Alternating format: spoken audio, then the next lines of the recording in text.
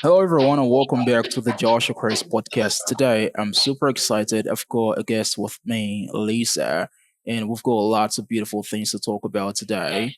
So, as I always Yeah, do, Lisa, I am really excited having you on the show today. How have you been? fine, thank you. And you? I've been good. I've been really good. So, Nice. yeah, do you want to go ahead and introduce yourself to the people, let the audience learn about you, and you could also tell us about your journey so far. Okay, my name is Lisa Daniel-Obi. Um, the CEO MD of Flowcode Tech Hub in Port Harcourt. I My journey into tech has been somewhat interesting, exciting. Okay, so in 2017, I was in between knowing what next to do with my life, and I just finished street service and I was thinking, what next? Should I start selling bags or wigs or Hmm. all those random stuff that girls go into, and in the country we have ourselves in, there are limited options for you while you graduate from school, and that's why it's more important for you to have a skill. So at that particular point where I was thinking of what next to do, where to start from, and I've applied for so many entry roles and I was not getting a very good feedback, I stumbled upon tech.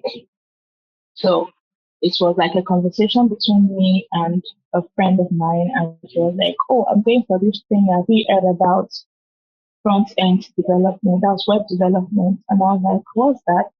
Yeah, I've already heard about graphic design, and I wasn't familiar with anything tech at that particular time. Then, thank God for Google, I went online to make research about it, and that was it. I think I fell in love with it from the first line or the first line of what I read about tech and how our world is evolving and going digital. And the quest of solving problems, creativity, exploring different fields and all that came on. I had this adrenaline rush in me, like I want to know more about this. So I signed up for a boot camp, tech boot camp at that particular time in Port Harcourt. Did a 3 month training, and thereafter I was like, okay, I got the training. What next?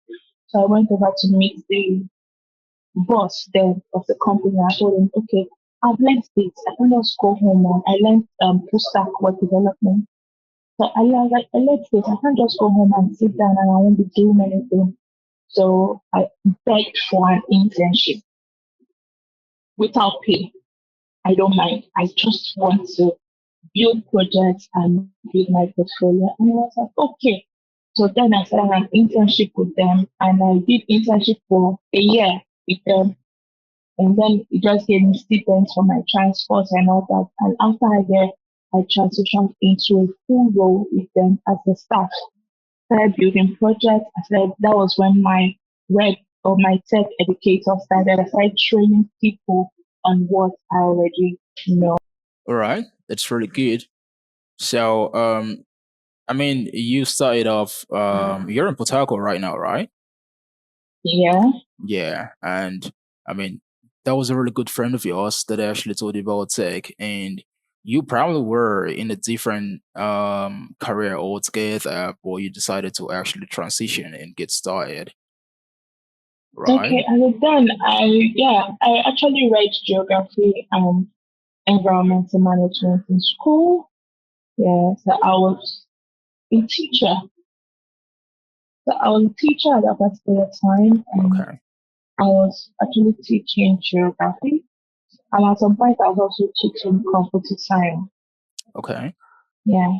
Yeah. So, um, but at that point, I knew I needed more, and Yeah. that was where it came into it.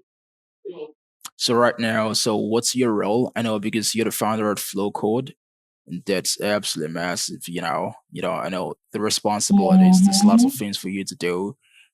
So Okay, let me ask you this. Let's talk about balancing multiple roles. When you've got lots of things to do, right? So how do Yeah. you manage the, like diverse roles, of being a full stack developer, being a product designer and a tech educator? Mhm. You know, think about it, lots of roles there. So do you want to talk about the Yeah. strategies that you actually use to stay organized and stuff like that? Okay. The key point is time management. Okay, It's soft skill that I think people need to learn how to use. that's right. Okay. So um, I allocate time and hours to different roles I want to perform in a day. Okay. So I I assign those roles because at Okay, this point in time I have people working for me. I have absolutely. a developer, I have a product designer, I have a product manager, I have a digital marketer. Okay, so I assign people to do those roles, and you can also assign to do those roles, and you can they will not be performed, or at the end of the day you might not get the results. So the first thing is to set deadlines to those particular tasks you're giving Yeah, or you're assigning out to people. So I always have that deadline set to just particular tasks for everyone. Then if I want to handle the projects my own self, I know that, oh, if I'm coming to the office in the morning from 9 o'clock to 11 p.m., I'm going to be on this particular project. From 12 p.m. to this particular time, I have a class I have to tutor, yeah, I that's have right. meetings. So giving time slots, time management, it's the key to That's it. right.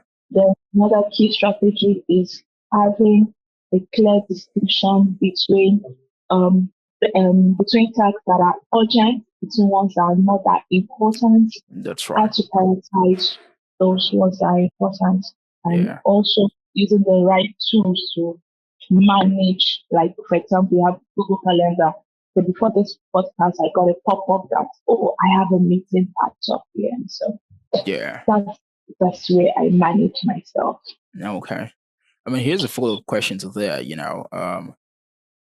Being a founder, there's a lot you go to do, Yeah, and sometimes, the people part of the board members, and then the startup, yeah, the CTO might be the engineering team lead as well, you know, and yeah, one person yeah, could take on different roles.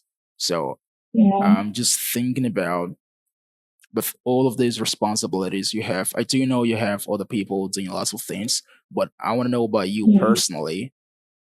How much do you still code right now? Do you code um a lot more right now, or you do a lot more of management, like a lot more of managing than coding? Hmm.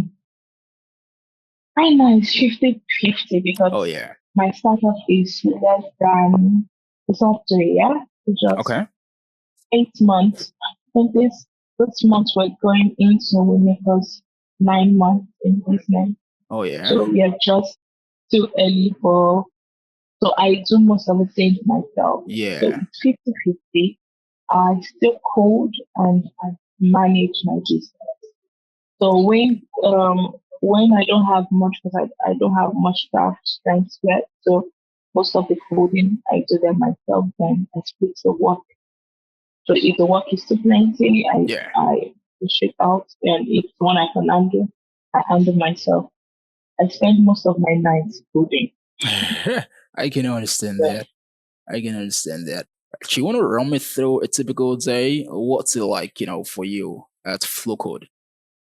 mm, okay, my days always start up with me reviewing what I have for the day. I Okay. think I have a notebook there that Yeah. I use to itemize all I have for the day. And first, I review my project, the initiatives I have for that particular day. I go over the schedules and the deadline with my team and Okay. make sure everybody is on board for that day. And when That's I'm right. done with the early morning meetings with my team, I start taking out my to-do list, checking out the progress with students, reviewing their progress in classes, the instructors, how the instructors are asking one-on-one questions with my students, if Yeah, how are your classes going, if they are okay, what they need to be done, if they have any yeah, suggestion. Yeah, and after that, I actually the website I'm using, I try to say I conclude it, or I'm still going to have to write one or two codes again to conclude the project. And at the end of the day, let's say by 4 p.m., I close for the day. Yeah, why do I close for the day? I have a very little awesome son I have to go pick from school. yeah. So by 4 p.m., I make sure that I'm done with everything, office, and everybody has reported back that they are done with their task. And I need to go and pick up my son from school. I mean, that's Yeah, pretty so that's good. Yeah, because there's people out there and they want to know about stuff like this. Someone's probably thinking about, starting a tech platform or whatever, and they're like, what is it really like and stuff like that. They just want to know. So here's something else. Can you actually tell me about what motivated you to start Flowcode Tech Hub? And you could also share the vision as well with us. okay. So, yeah, like I said earlier, at that point where I needed to know what to do next in life after school, and truthfully, if I had known about this maybe when I was in university or before I could get admission into school, I think I would have gone a long way by now. Probably, if I had seen more volunteering roles and if I had seen a platform that I know about right now, then I think I think I should have been in a better place. Not like I'm not in a better place right now, but I think I should have gone a little more far in tech. So that was one of my motivations to starting up local tech hub. So the area which I am in Port Harcourt, not much people okay, have access to such a community here in Port Harcourt. Unlike Lagos, like everywhere in Lagos, you see more tech companies and more institutes in Lagos. We see less of that here in Port Harcourt. Not that they don't exist, they do. So that Yeah, pushed me to that desire to give back to the community by drive for tech to teach more women like me, because you know that tech is more dominated by men than women. So I want to be that hope to women that yeah, you can do this. You can even do it better that's than right. the men who do. So my vision for Flowcode Tech Hub was just to build a learning environment that didn't just focus on just the theoretical knowledge of tech, but also a real world where they can apply what they've been learned, okay, what they've been taught. So like I said, I had to go and beg my CEO then that please can I intern with you? But if you know that you are coming to learn this and at the same time you're giving that privilege to practice on a real world project, you're not just coming to learn one plus one Oh is equals to yeah, I two, see but that. you're actually seeing how you can add the one and the other one and gonna make it two. That's So right. I just don't want to just teach you just theory, but also give you that real world application projects that you can use to build a portfolio for yourself That's and right. in a conducive environment also. So that's what pushed me to starting off a tech space or building up.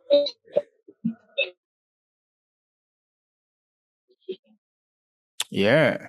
I mean, that's absolutely good, because think about that. We've got platforms out there and there's lots of training hubs out there. You go there, you just learn about a couple of things, maybe front end development, back end development, whatever it is, let's say specific technologies or languages or Yeah, frameworks, anyhow, the structured, the learning curriculums and stuff. yeah, But when they're done learning, you know what? Most of the times, they don't really work on real world projects, as you said, and most of the times as yeah, well. Most of the time, they don't work on sufficient projects. I was in Port yeah, Harcourt for a lot of years, and I worked with lots of ICT companies, and I've seen this personally firsthand. I can understand that. So that vision That is gold. You know, that's just gold. I love it. Someone can actually learn a flow code and they have the Yeah. opportunity to actually work on a real world project. That is really good.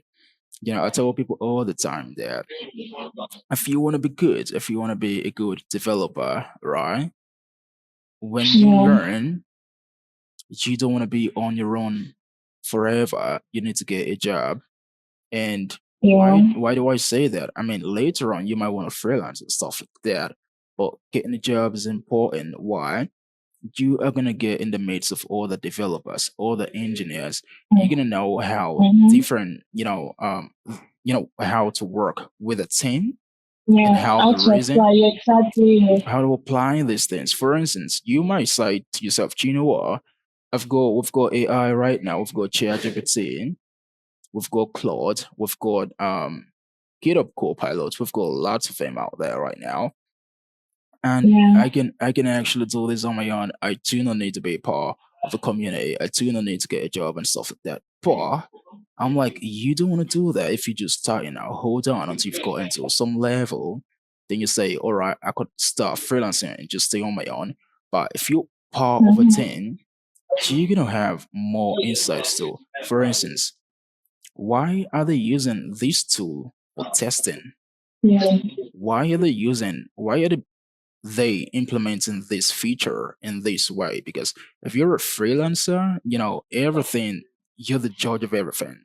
The tech stack Yeah. you're gonna use, it's your decision and stuff like that. But if you're Yeah. part of a community, you're part of a team, you're in the midst of all the developers, you're gonna know for this kind of project, why are we going with this database? Why are we going with this Yeah. framework and stuff like that? So it's Yeah. gonna open your understanding, beyond imagination.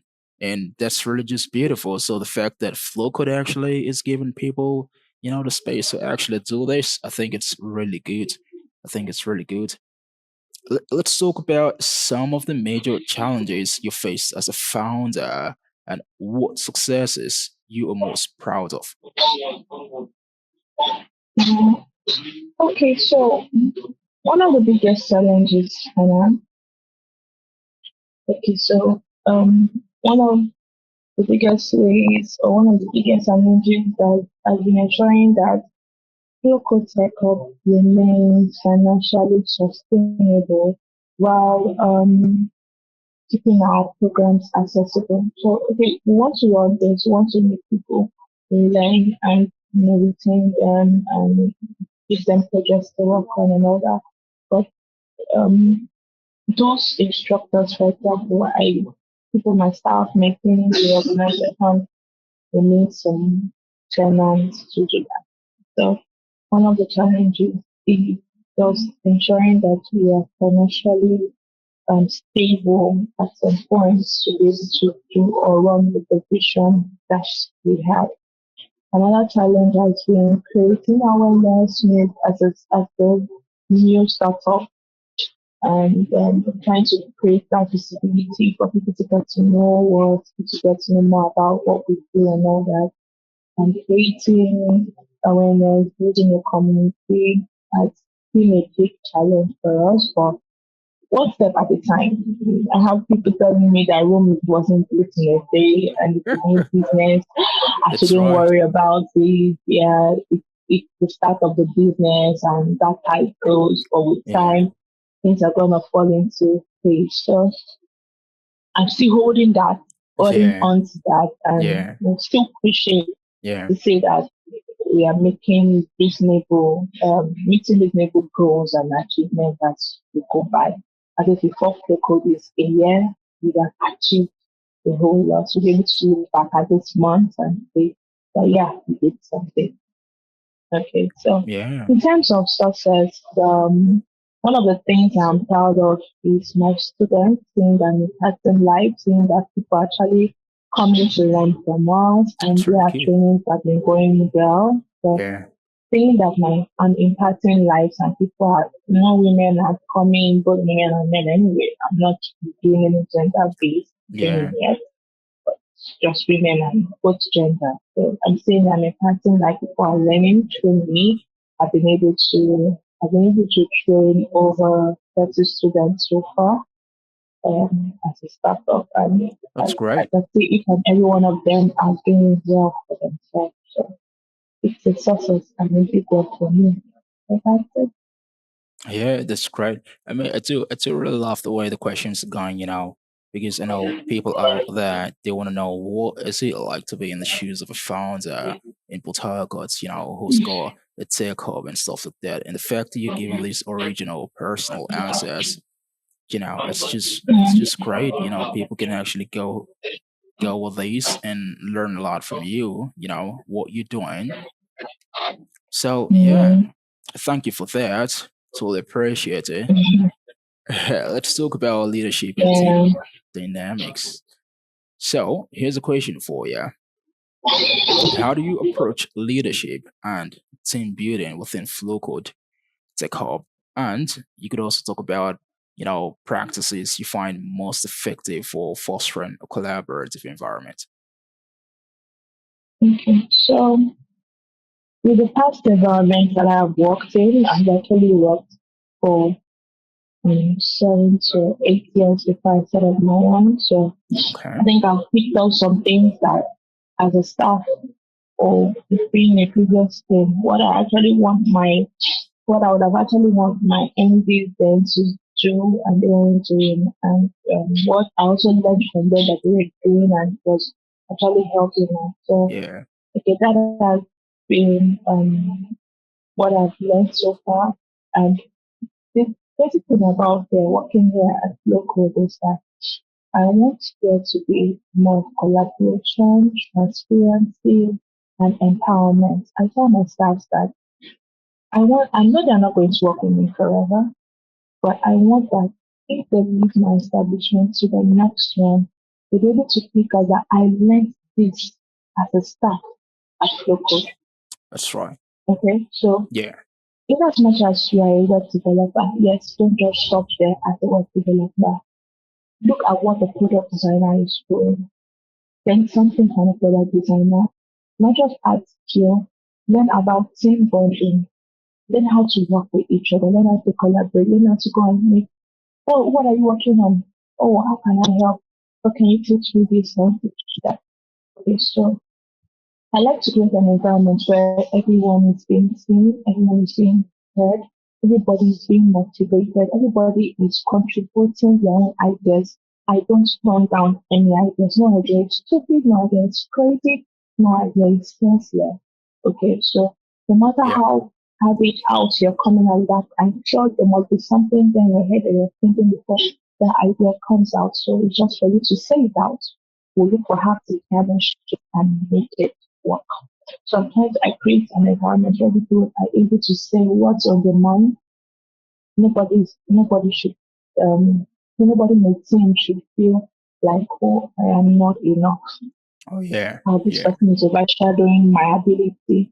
Yeah. I try to create an environment where there is no imposter syndrome at all. Yeah. Everybody can freely say what is in their mind and apply it to their roles at that given time. And when you put all that together, you see that there is more products. You're Yeah. getting more, more work at the end of the day. People getting a result That's at right. the end of the day. That's Because right. at that point, people are relaxed while working and they're not thinking of whether someone is about to let me use Nigeria, then someone is doing me or with something me in my team because you know you're being heard. Okay, one of the key practices I have found effective for fostering a collaborative environment is open communication. That's I right. encourage frequent check-ins and feedback where a team members can freely share their thoughts, their ideas and concerns, whether it's through regular meetings or a one-on-one session. Yeah, one-on-one. So I do a lot of one-on-one sessions with my team so that I can know everybody's pain point. I make sure that everyone feels comfortable with their opinions and that all perspectives are being taken. into account when I'm making my decision. So that's how I run my business. I also am I am a key right now. I'm still learning. Yeah, So I emphasize on continuous learning. Don't just, oh, I know graphic design and you stop there. Get the new technologies, get the new trends in graphic design. Just let it be a continuous learning. Let it be a continuous learning as you're going with us. And that's it. So everybody helps each other with an open level. Also, your opinion. No opinion is underrated. Everybody is being heard, everybody's listening, and what is being done.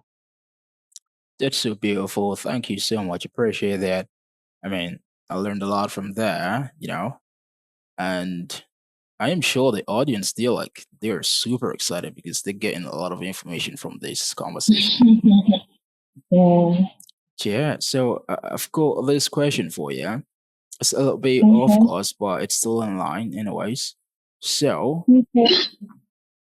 you're a founder, you're a full stack developer, you've got all the roles as well. And right now, it's kind of like 50-50 when it comes to management and actually writing code. Yeah. So, being a full stack developer, here's a fun question for you: front end versus back end. If you were to choose the one to work on, which one would it be? Front end or back end? Back end. Okay, let's go. Back end any day. Tell me why though. You don't want to deal with the product Oh, designers telling you, no. seriously. No, I'm not too good at designing. I could put in my one or two suggestions, but I have issues with JavaScript for front end. Yeah. So anybody I train or anybody that does start their basic thing in front end, we shall, oh, JavaScript, I never knew JavaScript was this hard. But over the years, I've come to love it, got to learn other frameworks that are suited with JavaScript. And, but something, I think I love backend Yeah, more. yeah, I understand. All right, so let's talk about this. You probably talked about it, previously while we are talking about leadership and team dynamics. But let's talk about if you've got any more practical steps you may want to add to this. And the question is about, how you handle feelings of imposter syndrome, in such a rapidly changing field. I mean, there is the expectations, for everyone is similarly Mm-hmm. massive, and you're a founder, you manage people. So how do you could talk about it personally and talk about is, the methods you actually employ um as a team Okay. and stuff like that. Okay. Imposter syndrome really eating most people up. Let me say, most are afraid of really showing what they are really can do just for the fear of I might not be good, I might not be better, and yeah, I think it has happened to me a whole lot in my beginning stage and even till now. Yeah, so when I started learning tech, as then I would always go on YouTube. I would be like, oh, look at this guy. He's just even typing. He's not watching a video. I'm here, I'm watching. I can't even complete a line of code. And I'll be crying. As Okay. bad as that. And I would start crying or I would refuse to eat just because maybe my code, I'm having errors or bugs. So I have to watch a YouTube video to write my Yeah. code and all that. And fast forward to today, and my husband will like, do you remember those times you used to cry? I write code and but you know you're writing this thing without watching it. Okay, but at that particular time I wasn't feeling good of myself. I think that even made me get afraid of applying for jobs because I felt I wasn't good enough. I didn't reach their expectation. I don't think I'm going to pass their interview session, and I was really scared. I have the skill. I know what I'm doing.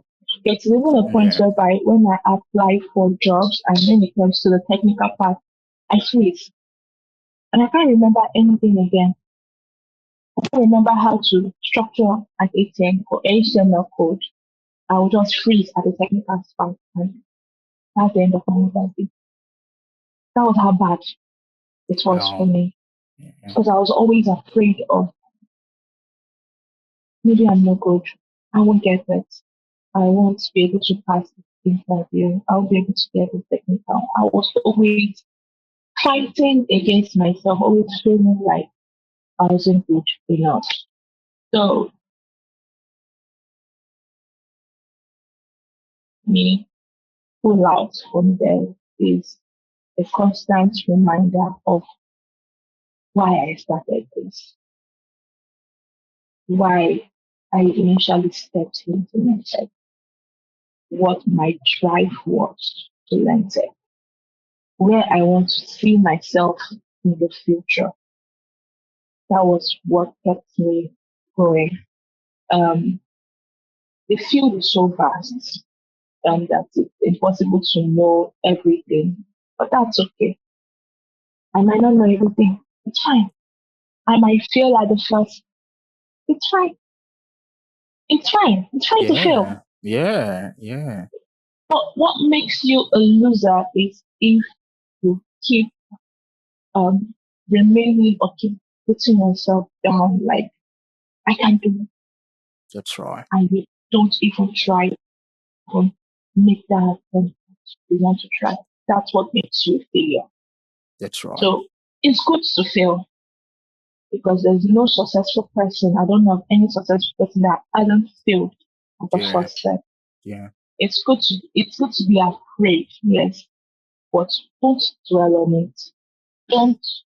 Don't put yourself in that position whereby um if you look at yourself now from 5 years from now, you'll be like, oh, if I had known. But we're trying to eliminate that if I had known That's syndrome. right.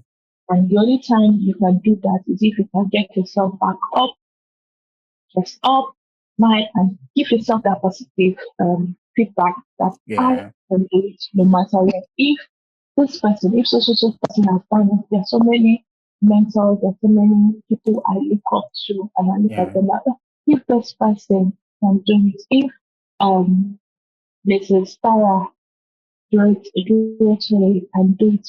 If this woman, if this person, just give yourself, look at, get mentors for yourself and say, if this people can do it, yes, I can do it. And that is the only way you can learn to have a growth mindset, fight all challenges, see new opportunities in front of you, and um, go towards it with a positive mindset. That's the only way to fight it out. Even while I started first, I was like, I hate business. I'm not good at business.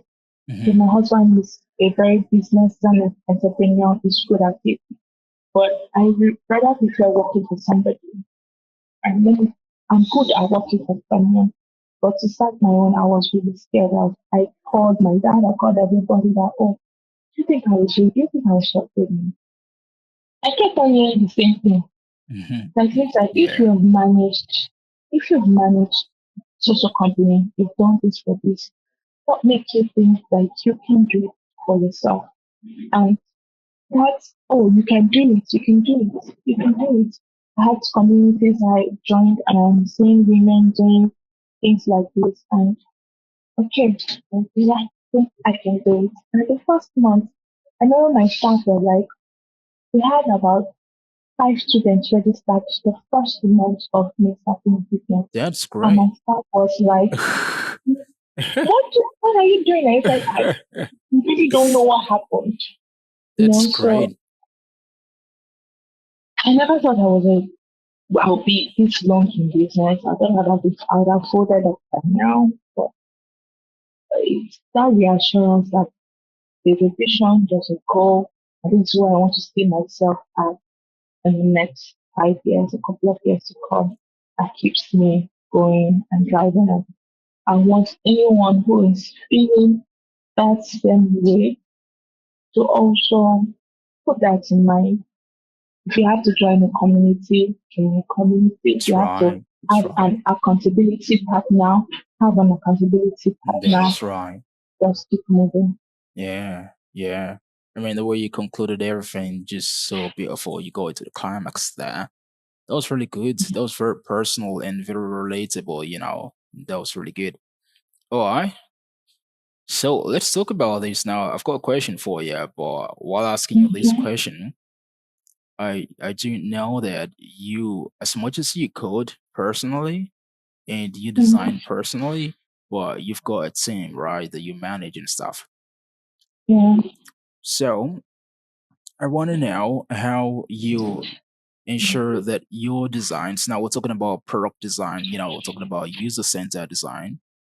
Yeah. So, how do you ensure that your designs remain user centered while incorporating new technologies? All right. So you could probably provide examples of how user feedback, has influenced your design process.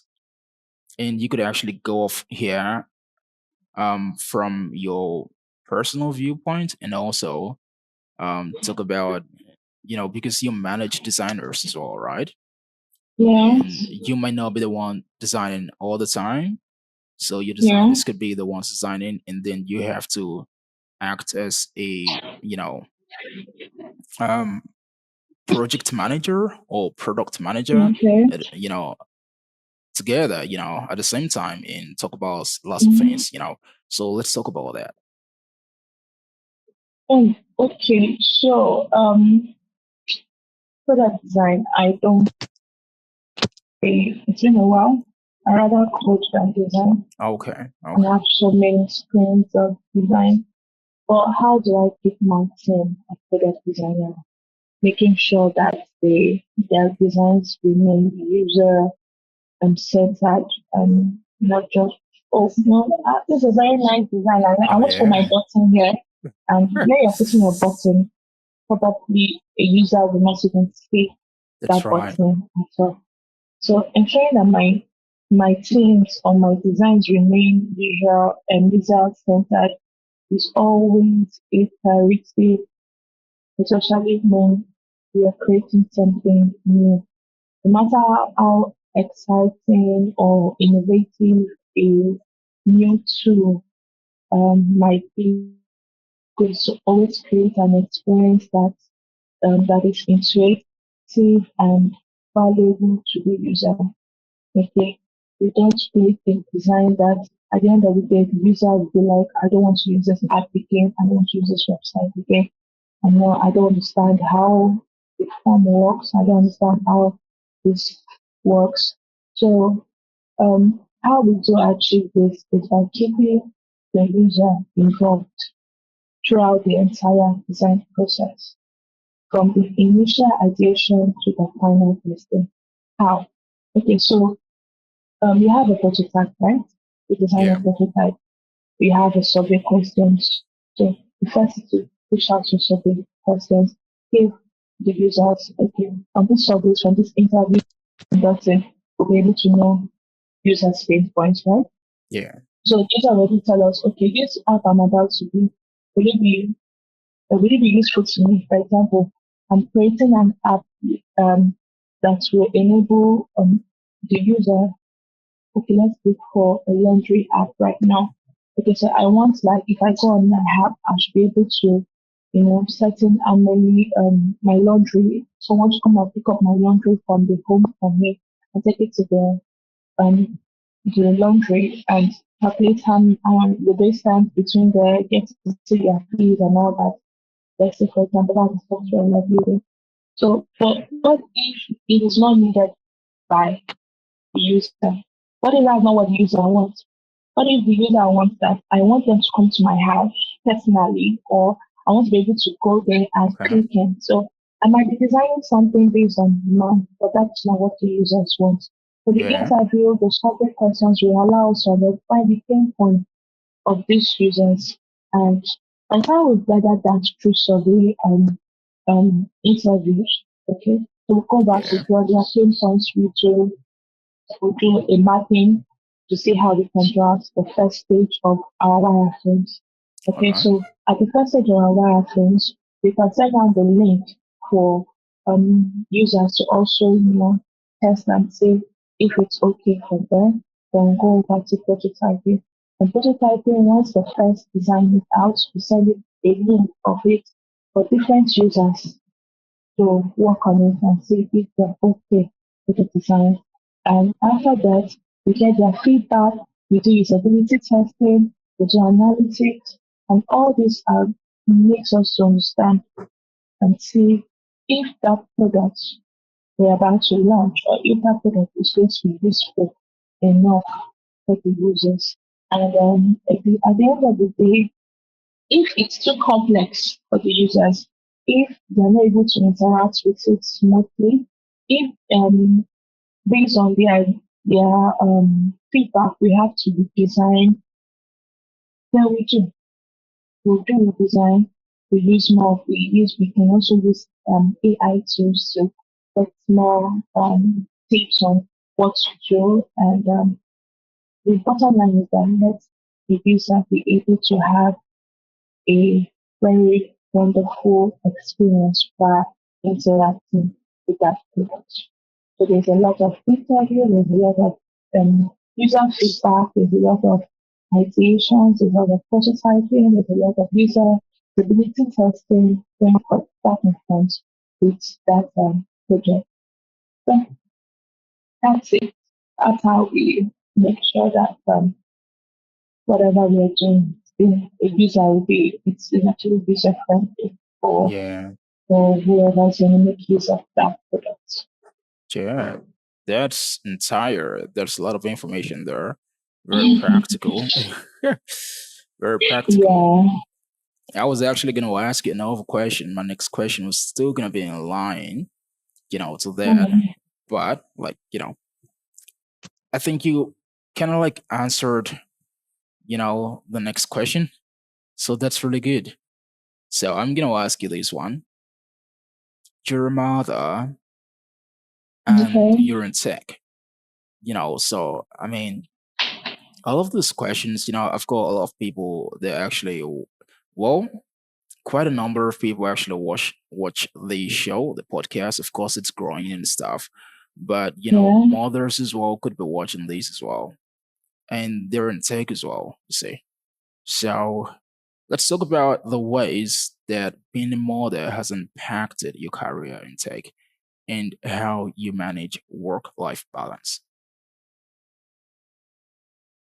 Okay. So I wasn't always a mother.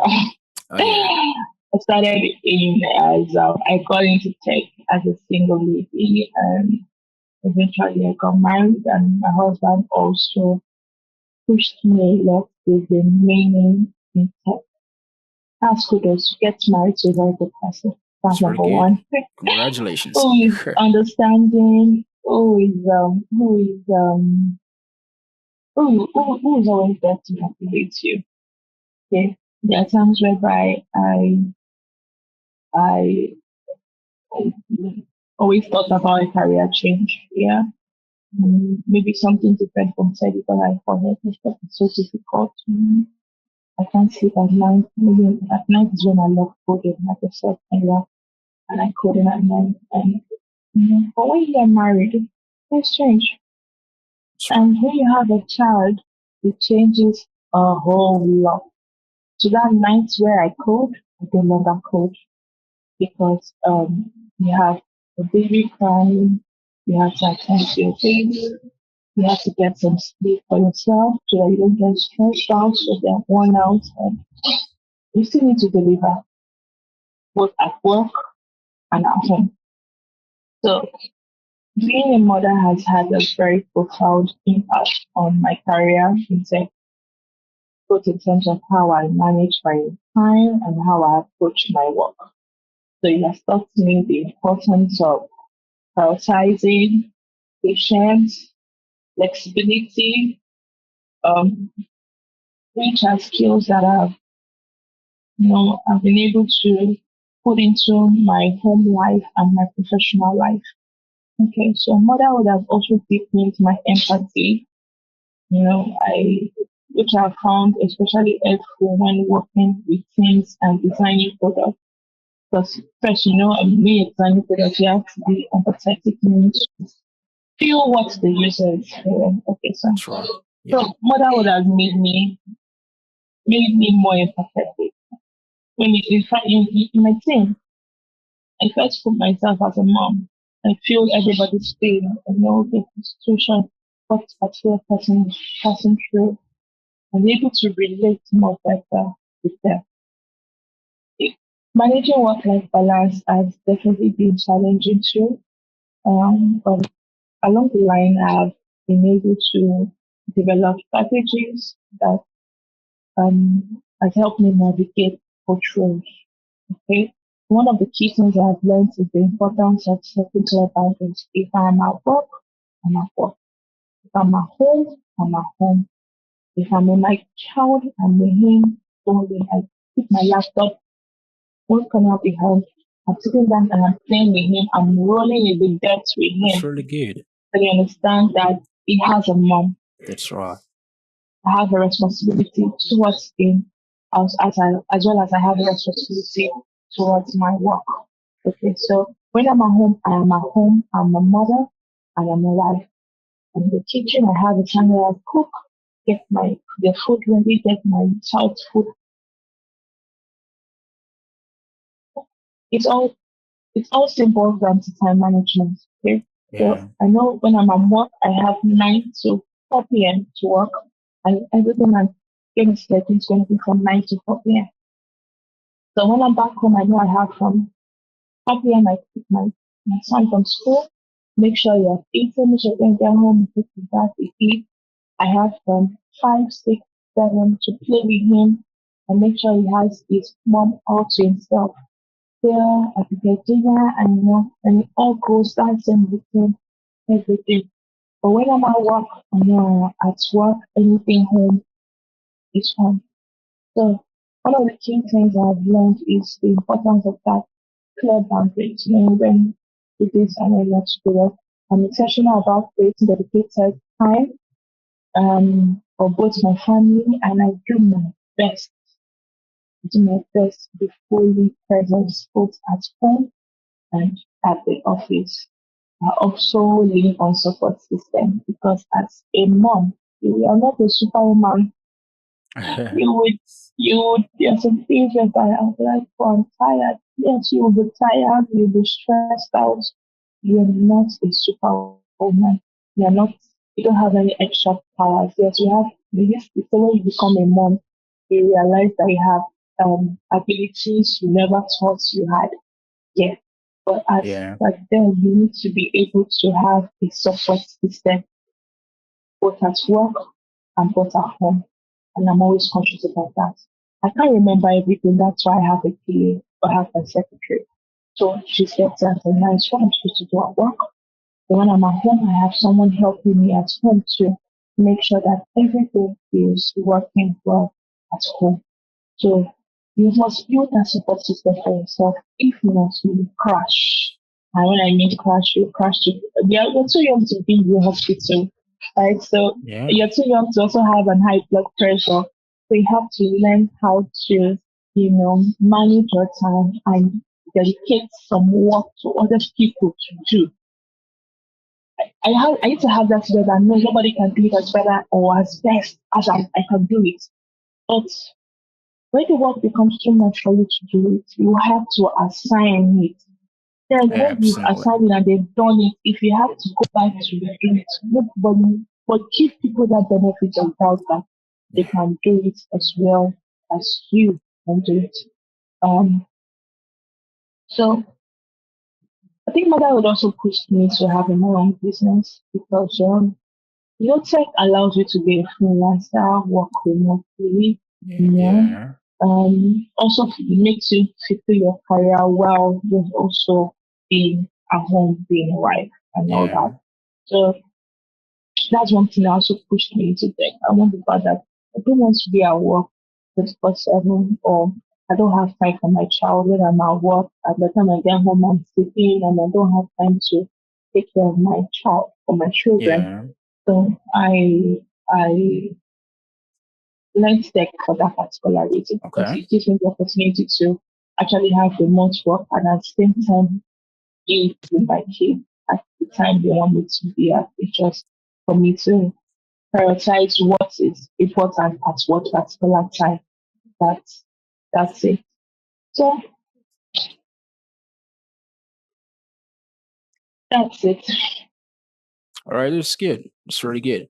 All right, so if you were to give, um, give an advice to women and mothers who are starting or advancing their career, so people who actually want to transition while they're mothers, and they're like they've got all Yeah. of these thoughts, as thoughts like, they've got lots of family concerns and stuff like that, but you've been through that. Mhm. So what's gonna be a simple word of advice that you might have for them right now?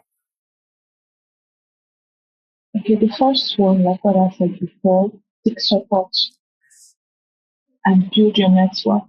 Mhm. Surround yourself with supportive community. There's so many communities of fellow women in tech. So it might be hard in the beginning to find such communities, but there are communities for women, and a lot of communities for women are coming up. Build yourself, be in the community, build yourself, seek support, um, embrace a lifelong journey of learning. Always build yourself. Make sure at the point in time you're learning something that's going to advance your career. Don't be afraid to advocate for flexibility work or flexible work arrangements. Look for a particular work arrangement that's going to be good enough for you and your home.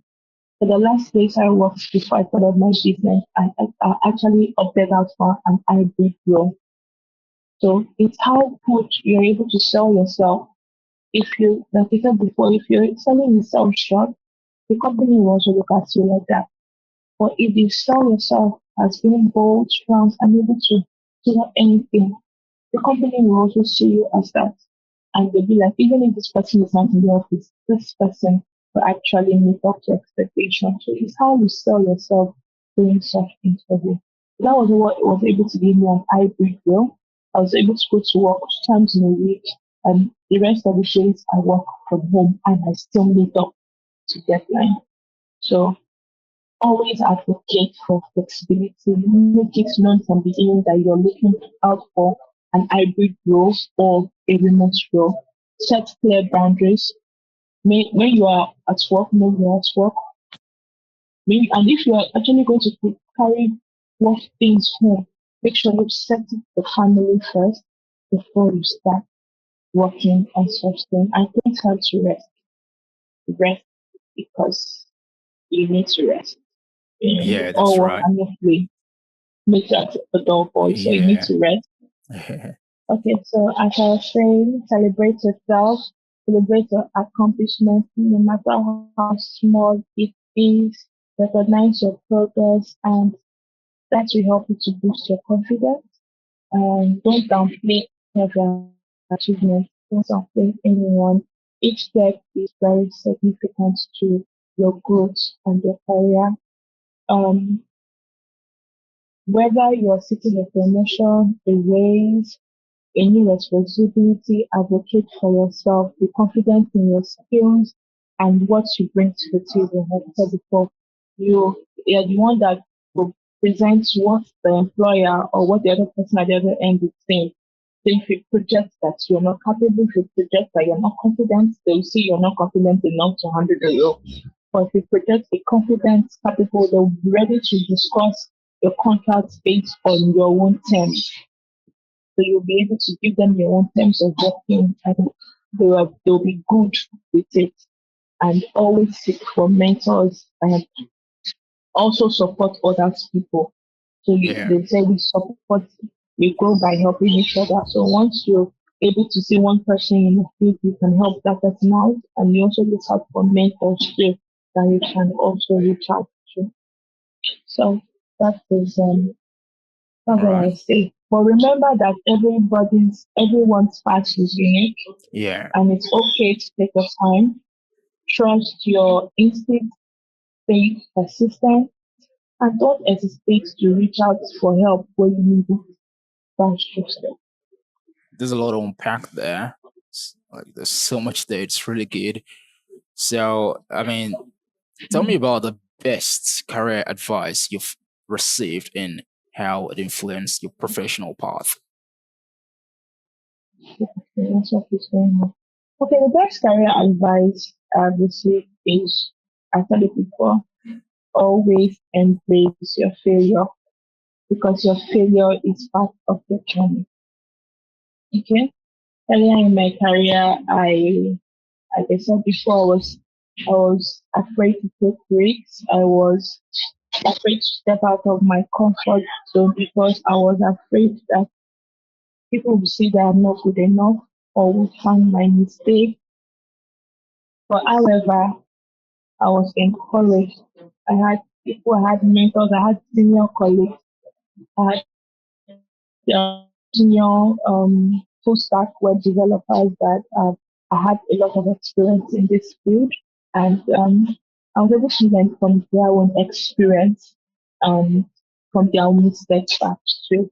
So Yeah. the best advice that I got was to embrace my failures. This advice has also influenced my professional path.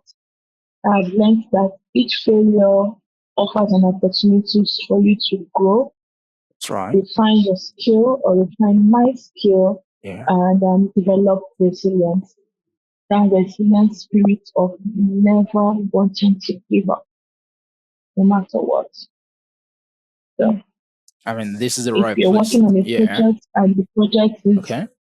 if you're working on a project and the project is giving you a tough time to develop, give yourself a break.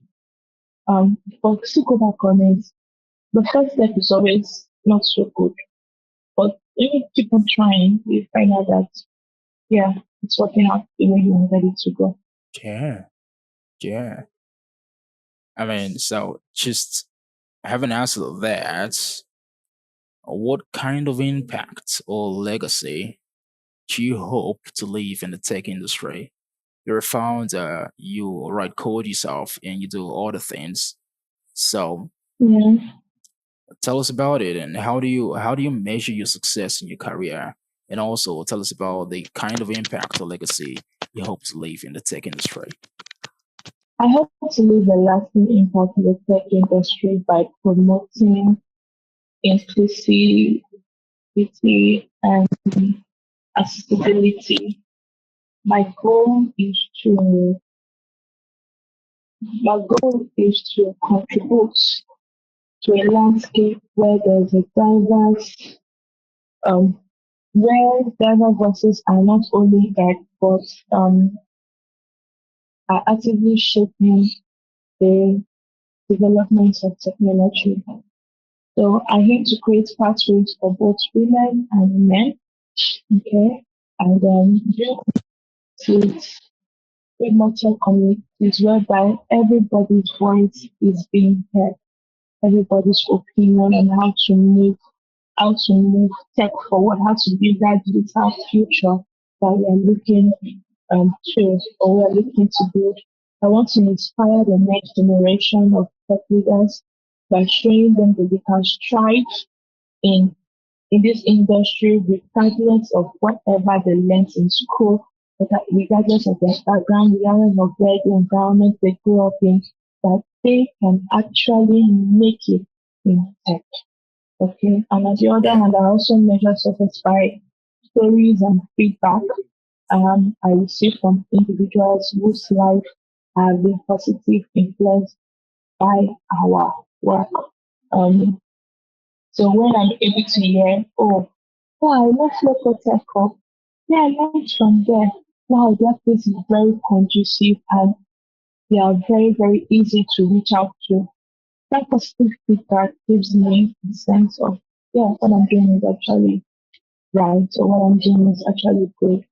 So um, when I get to get such feedback, I am moved to do even more than I am currently doing. Ultimately, I want my legacy to reflect a commitment to creating more people, giving more people that platform, and building more innovative products in the tech industry where everyone can. I need to be the. I will have to. I will have a community where measuring our success through the impact of what we have done for people and their personal stories. Okay, that's really good. You're gonna be on my radar now. Do you know what I mean? Yeah. I'm gonna be looking How? out for flow code. I mean, with all you said, and you being the founder, Yeah, I'm like sure. flow code is about to shake the world. Yeah. Yeah, And we are looking for more partnerships yeah, and collaboration that we actually make this dream come to actualization.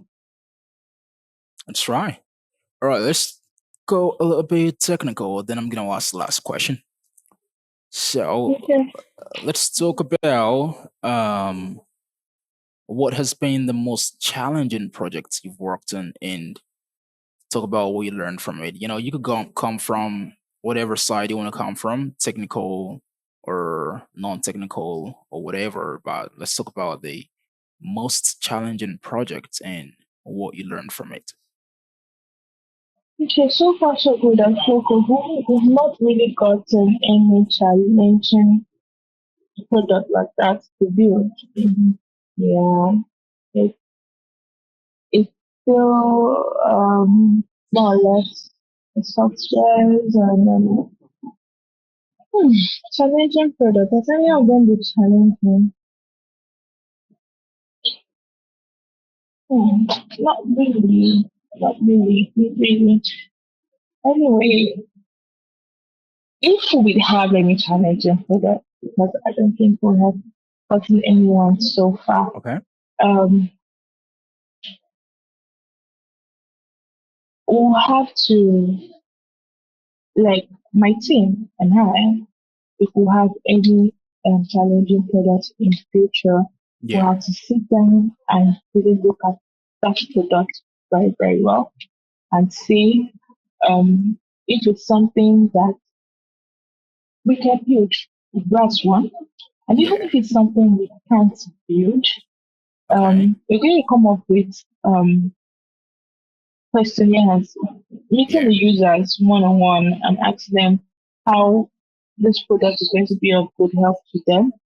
Making sure that the, everybody knows their task to do and everybody's going to make research Yeah.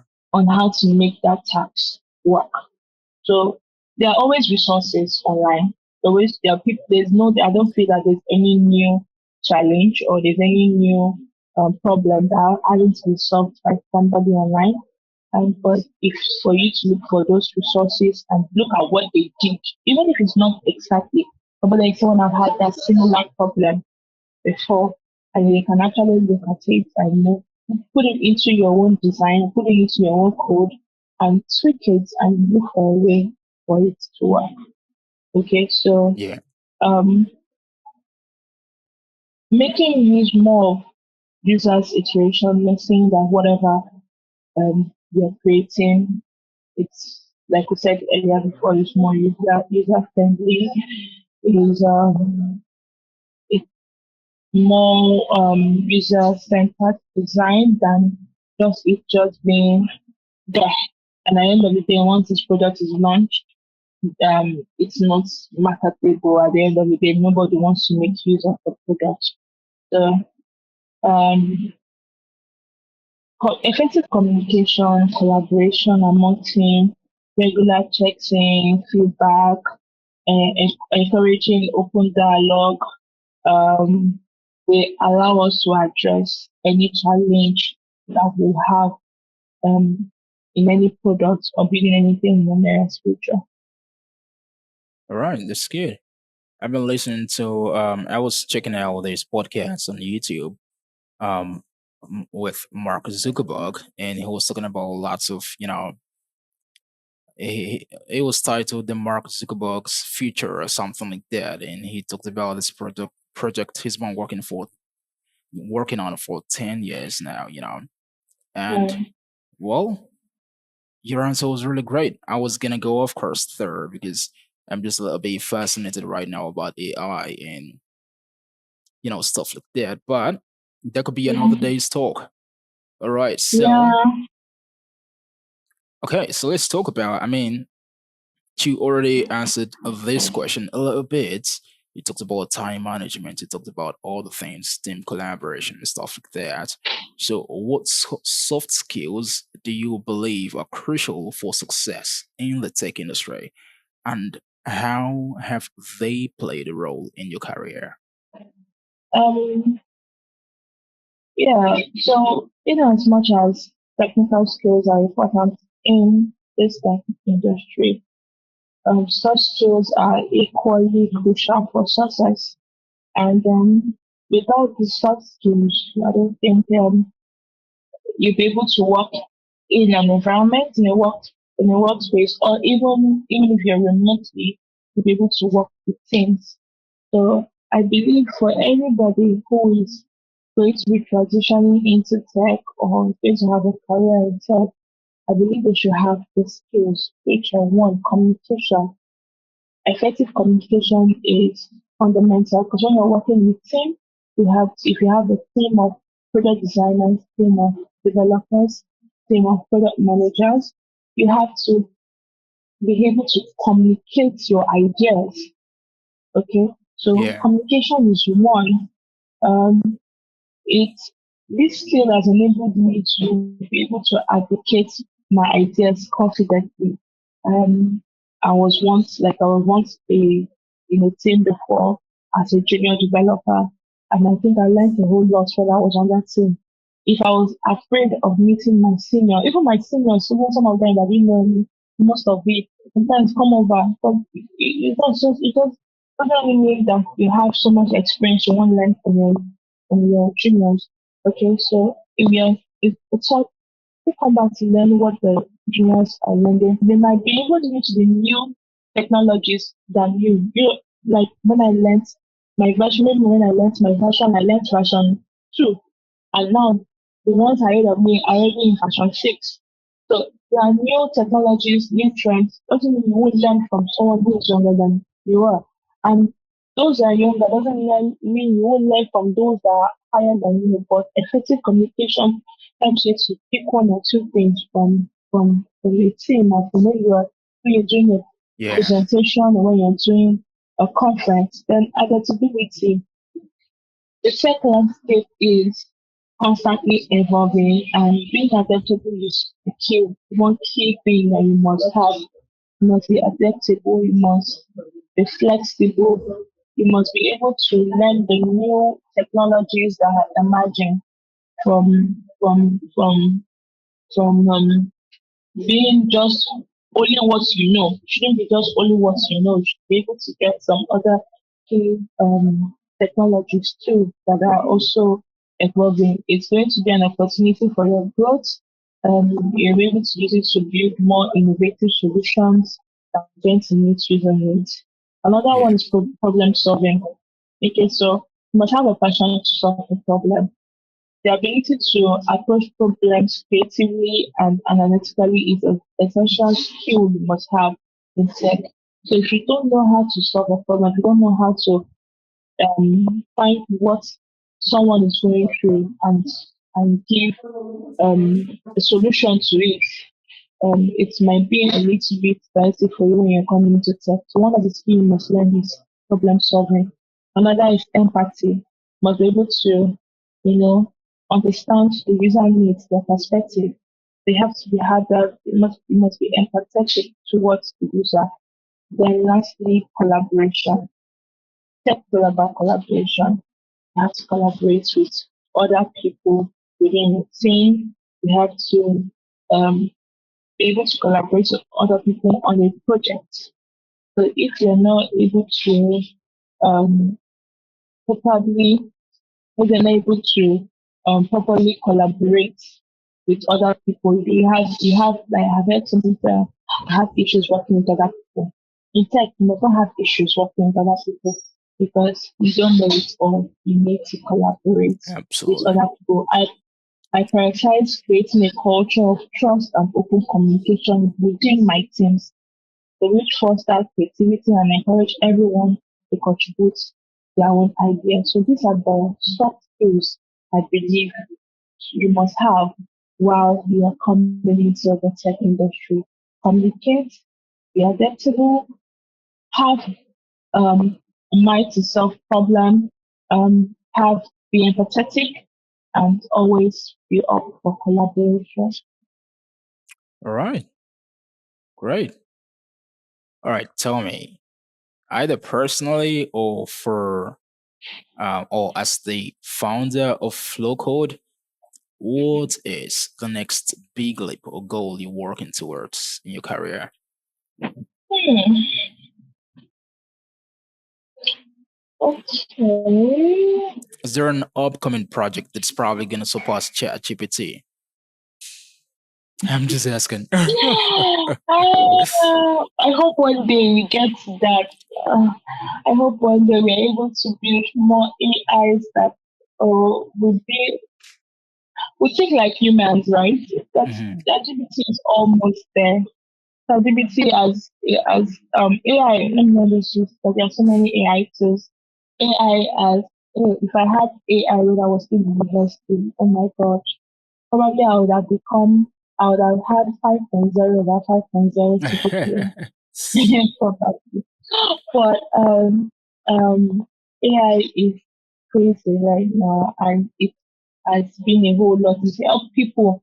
It's even helped me in my daily life. I'm Yeah. able to share so many things because of AI. I'm able to quickly write a mail because of AI. I'm able Yeah. to respond That's because right. AI has really done a whole lot. So the next big leap I am working towards right now is I want to launch new initiatives to promote tech education and entrepreneurship, Okay. particularly for those communities um, that don't have that privilege to actually come out and learn. Okay, so I'm trying to bring up an initiative right now, a scholarship initiative, whereby people can come on and learn um, different tech skills. It's going to be a How free scholarship anyway. how long is it gonna be for? Because I mean, the fact that you're talking about it right now, we're gonna put details in the description, and people could go check it out. So just so So yeah. it's going to be launching next month. Actually, it's just going to be for 6 weeks beginners training. Next month, Okay, October 2024. so Okay. so the information about it will be out from let's say this week Friday. Will be out on our social media page. So we'll start with that. Okay. Want to see how we can bring in people who want to really learn tech, and um, we'll have a way of selecting who really is worthy for the scholarship to learn for the 6 weeks. Yeah. Um, we also want to bring out mentorship programs whereby people have to meet up with mentors who are already on this field and have a one-on-one mentoring section with them on what next to do. I'm also looking at collaborating with some technical recruiters to see, so many of them will be like, oh, I've learned this skill, so what next? Like I said before. So we're looking at to collaborate with people whereby we'll be able to send them as interns for them to be able to build real life projects. So working on how we could also help them to build up their CV, build up their portfolio, and help them navigate their career paths just the beginning to have that soft landing while they're coming into tech. Yeah. Uh, On a personal level, I'm also committed to furthering my own knowledge and skills, getting to learn more emerging technology such as the AI and blockchain, maybe going to a little bit of Web3. Okay. I want to ensure that I remain at the forefront of the industry so that I can effectively lead other initiatives and provide valuable insights to the communities that we are about to build. So ultimately, my goal is to create a lasting impact Okay. through education, mentorship, community building, and All right. contributing to a more inclusive tech ecosystem. And it's not going to be a one day thing, but I Yeah. hope I'm able to, get there. All right. Let's talk about tracking Okay. ideas. I mean, when you found a developer, and you manage different Mhm. teams, how do you keep track? I had a podcast with Esther White. The link probably would be around this video. And I asked her this question. Okay. I had another one with Sonu Kapoor. I asked him the same question. Now I want to ask this question. How do you keep track of all the ideas and inspirations that come to you? And yeah, okay, I was gonna also add how do you prioritize them, but I mean, particularly for me, I just want to know how do you track all of the beautiful ideas coming to you? Mm, Ideas come to you all the time, okay. as an engineer, a developer, a founder, there's things that you want to work on, you say. So how do you track all of these things as they come to you? Okay, so um thank God for phones and mobile phones. You have notepad right on your Yeah, phone. that's right. You have reminders on your phone. There are so many things on the or there's so many tools to use to track your ideas or track my ideas. So there's so many tools I use. So okay, so if I'm working and I have an idea comes to my head, one of the first thing I do is take up my phone. If I'm not in the office and I have a book and pen dedicated to ideas. I have a mood board. Okay, so the first thing I do is take up my phone. If I'm not with my book, I use my notes app on my phone or I go on Google Keep and I just write the flow. It might be sketchy. I just write the flow on my head and by the time I have a free time and I'm not doing anything, I go back to it and try to make sense out of the ideas that's in my head. Okay. Sometimes you're also working on a code and I'll give an instance. Yeah, Okay. I'm a very religious person. Okay. So I was working on a code and I kept on getting errors and I was wondering where my errors are coming from. It took me like 2 days working on that particular project and the um the clients for that project was in my neck because I've passed the deadline. But kept on getting a bug. I wasn't knowing where the bug was coming from. Okay, so I decided to give it a break. I closed the laptop, I switched off my phone, and I went to sleep. I tried to rest, and lo and behold, I was solving the code in my dream. Let's go. So I woke up and immediately picked up my phone, and I was saying exactly. I just quickly wrote down what I saw in my dream. Quickly Yeah. wrote it down on in my app, and later on, I went to pick up my laptop and I put on my laptop and I tried exactly the same thing and I found the error.